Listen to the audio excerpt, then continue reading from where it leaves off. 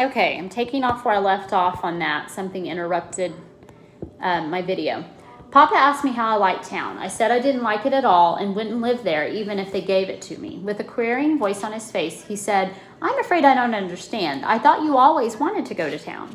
I said I did, but I don't anymore. I don't like the people there and couldn't understand them. What was wrong with them, he asked. I told him how they stared at me and had even laughed and made fun of me. He said, I don't think they're making fun of you, were they? Yes, they were, I said, and to beat it all, the boys jumped on me and knocked me down to the dirt. If it hadn't been for the marshal, I would have taken a beating. Papa said, so you met the marshal? What did you think of him? I told him he was a nice man. He had bought me a bottle of soda pop. At the mention of soda pop, the blue eyes of my sisters opened wide. They started firing questions at me, wanting to know what color it was and what it tasted like them. I told them it was strawberry, and it bubbled and tickled and had an effect on my father and mother. Papa said, Billy, I don't want you to feel badly about the people in town. I don't think they were poking fun of you anyway, not like you think they were. But those boys really were. I don't think the adults were, but people just thought that he looked different. Maybe they weren't, I said, but I still don't want to ever live in town. It's too crowded and you couldn't get a breath of fresh air. In a sober voice, my father said, someday you may have to live in town. Your mother and I don't intend to live in these hills all our lives. It's no place to raise a family. A man's children should have an education. They should get out and see the world and meet people. I don't see why we have to move to get an education, I said. Hasn't Mama taught us to read and write? There's more to an education than just reading and writing, Papa said. Much more. I asked him when he thought he'd be moving to town. Well, it'd be some time yet, he said. We don't have the money now, but I'm hoping someday we will. From the stove, there was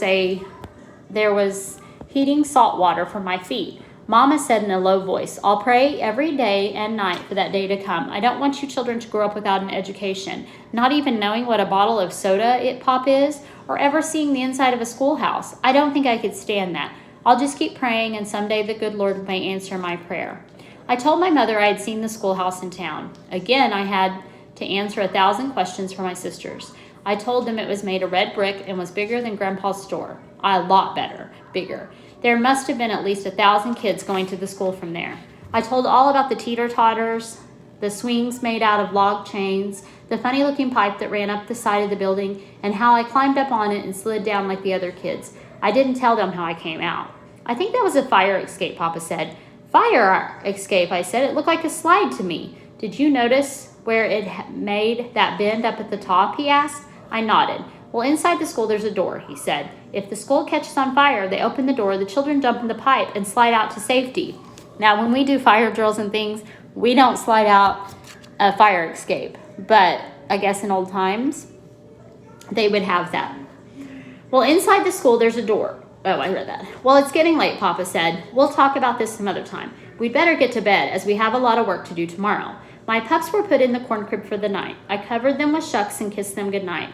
The next day was a busy one for me. With the hampering help of my sisters, I made the little doghouse.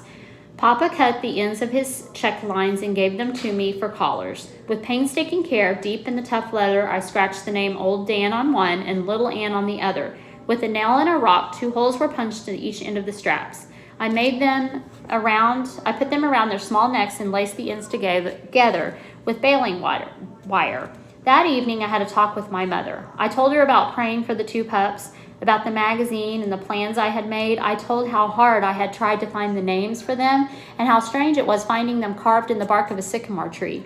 With a smile on her face, she asked, do you believe God heard your prayer and helped you? Yes, Mama, I said. I know he did, and I'll always be thankful. Now, that would be hard to keep a secret from your parents for 2 years, because remember, he saved for those dogs for 2 years. Okay, I'm only going to read, I may not read all of 7, just because it's long and it takes quite a while to load these videos. So I think I'll do halfway into 7 and let you guys kind of finish chapter 7, and then I'll recap when I do 8. It seems that the worries and wants of a young boy never cease. Now that I had my pups, another obstacle had cropped up. This one looked absolutely impossible. I had to have a coonskin so I could train them.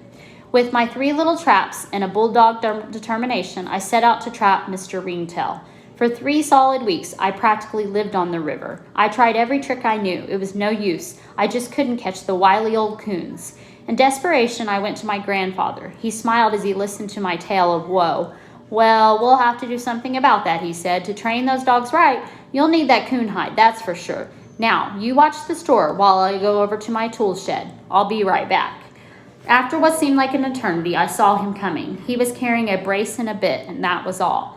With a mischievous little smile on his face, he said, "You wouldn't think a fellow could catch a coon with his brace and bit, would you?" I thought he was kidding me, and it made me feel bad.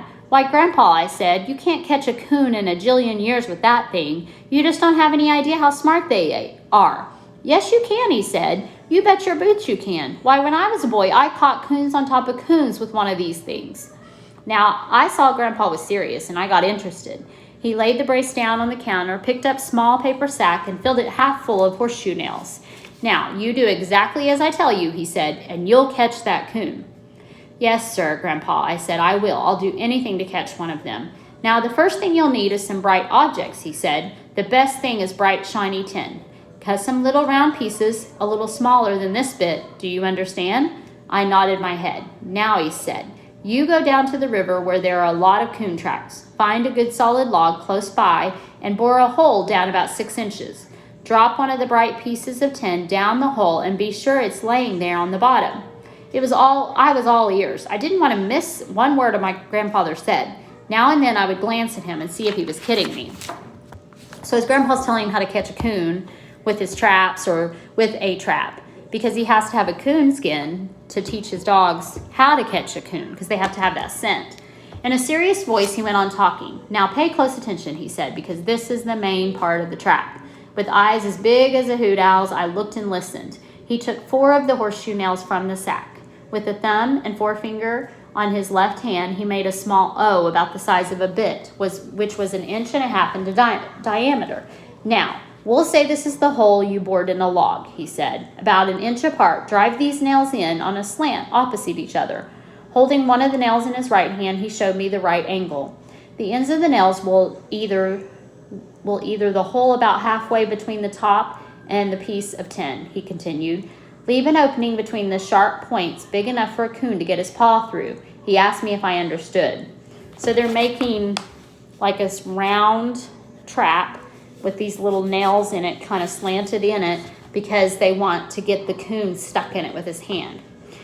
Again, I nodded my head and moved a little closer to him. "How is it going to catch a coon, Grandpa?" I asked. "It'll catch him all right," he said, "and it won't fail. You see, a coon is a curious little animal. Anyway, that is bright and shiny. Anything that is bright and shiny attracts him. He will reach in and pick it up. When his paw closes in on the bright object, it balls up. When he starts to pull it from the hole, the sharp ends of the nails will gouge into his paw, and he's caught. So once he puts his paw in, those nails will stick into his paw, and then he'll be stuck."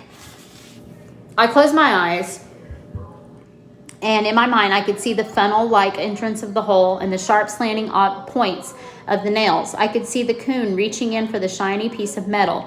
Naturally, his paw would be much larger when closed than it was when he reached in. It could be impossible for it to pass the sharp nails. It was all looking pretty good to me, and I was on the point of saying so when it hit me. Why, all the coon had to do was open his paw, drop the object, and he was free. It all blew up then and there. I just knew my grandfather was playing a joke on me. So he thinks that he'll put his paw in, then he'll just drop the object and he'll pull his paw out. And he thinks the grandpa's just playing a joke on him. It was all looking pretty... Sorry. I stepped back and almost cried as I said, "Grandpa, you're kidding me. That kind of trap couldn't catch a coon. Why, all we have to do is open his paw, drop the piece of tin, and he'll pull it from the hole." Grandpa started roaring with laughter. This did make me feel bad. With tears in my eyes, I started for the door. "Wait a minute," Grandpa said. "I'm not kidding you. Oh, I know I have had my jokes, same as any man, but I meant every word I said." I turned around and looked at him. He had stopped laughing, and there was a hurt expression on his face. "I wasn't laughing at you," he said. "I was laughing more at myself than you. I just wanted to see if you were smart enough to see that there was a way a coon could free himself." "A fellow would have to be very smart to see that," I said. Grandpa started talking seriously again. You know, he said, a coon has more than one peculiarity about him. When I was a boy, I had a pet coon. By watching him, I saw and learned a lot of things. He had a den in an old hollow tree in our front yard. I don't know the number of times I'd have to climb that tree and get my mother's scissors, buttons, needles, and thimble from his den. Why, he'd even carry out our knives, forks, and spoons. Anything that was bright and shiny, he took to his den. Grandpa stopped talking for a few minutes. I could see a faraway look in his eyes. Once again, he was living in those long ago days. I waited in silence for him to go on with his story. One of the most peculiar things about the coon, he said, was his front feet. Once he wrapped those little paws around something, he would never let go. My mother had an old churn. It was one with a kind of small hole in the lid for a dasher. When she would get through churning, she would take the dasher out to wash it. That crazy coon would climb up on the top of the churn, poke his front paw through the hole, and get a fistful of butter. The hole was small, and when he closed his paw, he couldn't get it back out. All he had to do was open it, drop the butter, and he would be free. But do you think he would? No, sir. He would carry that churn lid all over the house, squalling and growling. Why, it took everyone in the house to free him. I'd have to wrap him up in a gunny sack or an old coat and pry his claws loose from the butter. Seeing this time after time is what gave me the idea for this trap. Once he reaches in and gets hold of that tin, he's caught because he never will open his paw. With my confidence restored, it all sounded pretty good to me, and I was anxious to try out this wonderful plan. I thanked him, and taking the brace and nails, I left the store. By the time I reached home, it was too late in the day to start making my traps. That night, I talked the idea over with Papa. I've heard of coons being caught that way, he said, but I've never paid much attention to it. Your grandfather should know, though, because he was quite a coon hunter when he was a boy. From what he told me, I said it never fails. Papa asked if I wanted to help making my traps. No, I said, I think I can do it myself. I didn't sleep too well that night. I bored holes, drove nails, and fought coons practically all night. Early the next morning, I went to the trash pile. As I stirred around in the rusty old cans, I thought of another time I had searched for a can. Finally, I found the one I wanted. It was bright and shiny. Everything was going along just fine until Mama caught me cutting out the circles of tin with her scissors. I already swore she could find the biggest switches of any woman in the Ozarks. That time she overdid it. I was almost to the river before the stinging stopped. So remember that I talked about at the beginning of the book, a switch is basically a stick, and then they would use it as a paddle.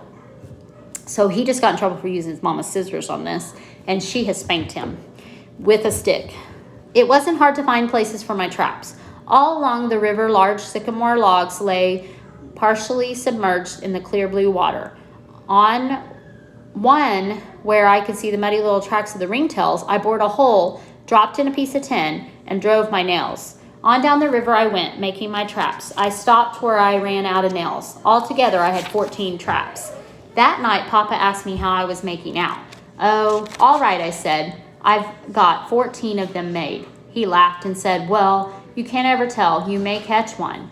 The next morning, I was up with the chickens. I took my pups with me, and I just knew I'd have a big ringtail trapped, and I wanted them to see it.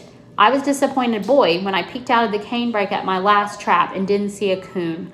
All the way home, I tried to figure out what I had done wrong. I went to Papa. He put his thinking cap on and thought the situation over. Maybe you left too much scent around where you made those traps, he said. If you did, it'll take a while for it to go away. Now, I wouldn't get too impatient. I'm pretty sure you'll catch one sooner or later. So Papa's telling Billy that he may have left his smell, when they talk about your scent, his smell around where you put those traps. And so, therefore, the coon would not come around if that's the case. And he tells him not to give up. Papa's words perked me up, just like air does a deflated inner tube. He was right. I was simply left too much scent around my traps.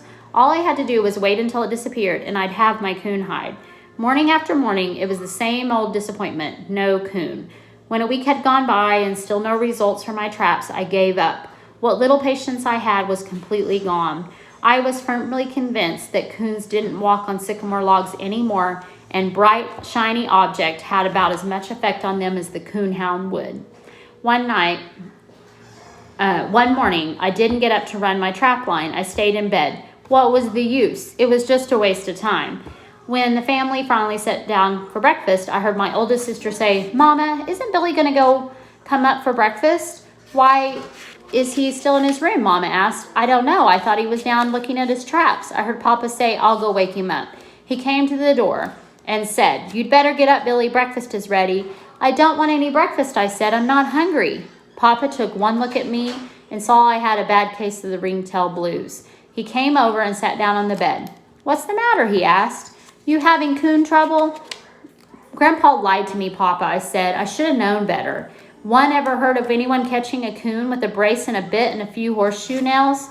"I wouldn't say that," Papa said. "I don't think your grandpa deliberately lied to you. Besides, I never heard of coons being caught that way." "Well, I don't think I've done anything wrong," I said. "I've done everything exactly as he said, and I haven't caught one yet." So Billy's very frustrated. "I still don't think it's that scent. I still think it's that scent," Papa said. "You know, someone told me, or I read it somewhere, that it takes about a week for a scent to die away. How long has it been since you sent those traps?" "It's been over a week," I said. "Well, the way I figure, it's about time for you to catch one." "Yes, sir, I wouldn't be surprised if you came in with one any day now." After Papa had left the room, I lay thinking of what he said. Any day now. I got up and hurried into my clothes.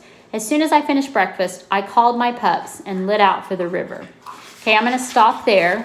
You still have a few pages of that chapter, and I'll talk about what was in the rest of that chapter in the next video. So that was just the rest of 6, or it was 6 and part of 7.